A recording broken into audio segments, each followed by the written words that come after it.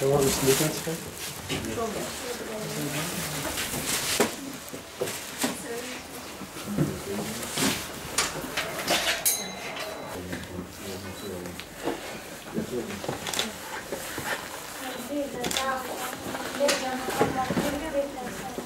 Tamam.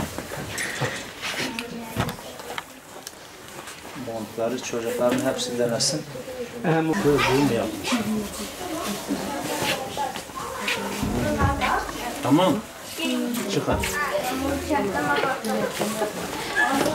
Her sene okullara yaptığımız yardımlar çerçevesinde bugün İmamoğlu 23 Nisan Ortaokulu'ndayız.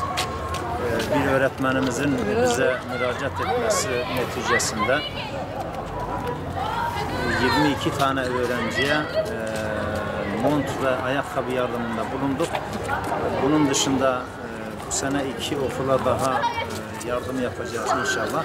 Tabii gönül isterdi ki daha fazla öğrenciye yardım yapabilelim. Ancak gücümüz buna yetti. Buradan hayırseverlere hem teşekkür ediyorum hem de onlara sesleniyorum. Siz ne kadar çok yardım ederseniz biz de o kadar çok öğrenciye ulaşma imkanına sahip olacağız inşallah.